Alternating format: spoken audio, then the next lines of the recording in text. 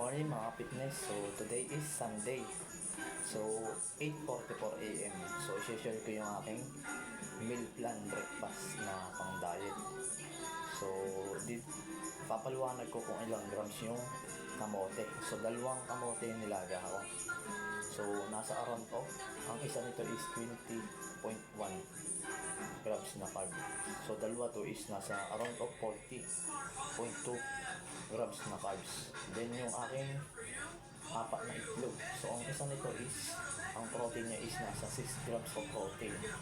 So nasa almost 24 grams na protein siya. So yun mga fitness. Hindi pa kasama dito yung aking oatmeal na kinakain na Captain Oats. Yan. So, ito yung aking instant oatmeal na meron siyang high in dietary fiber and source of energy, naturally cholesterol free, naturally low in sodium. So, kung gusto niyo makita yung nutrition facts niya, nasa likod. So, nandun yung protein, fats, and carbs. So, nandun yung mga information. Mababasa nyo. Ang tawag mo nandun is macronutrients niya. So, tapos, nagluto din tayo ng isang egg yan.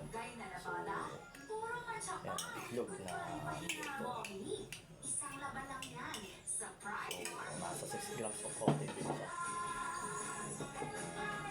Itong itlog na nilaga is, kinakain ko dito yung kulay pula, tapos yung iba puro puti na.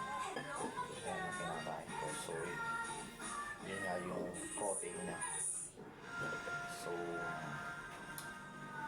sana sa susunod na taon mas maging healthy pa tayo ngayong pagpasok ng January at maging malakas, manatiling malakas ang ating katawan at maging healthy lifestyle yung mga fitness.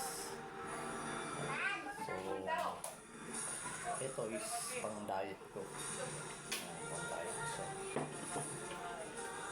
So medyo mababa na yung aking body fats na around of 20 to 50%.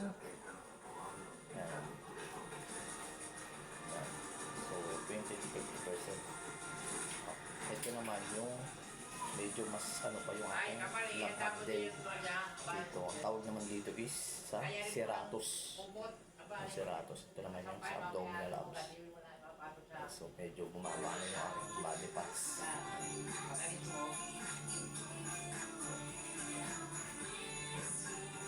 So yun lang aking sinare ngayong Sunday na meal plan breakfast. So sana maging healthy lang talaga tayo at tuloy-tuloy lang sa inyong fitness goal. This is Coach Masky. So stay fit and healthy. Because sobrang magustuhan ng mga kids at syempre kahit mga teens at masarap pa ito. S'mores in a box.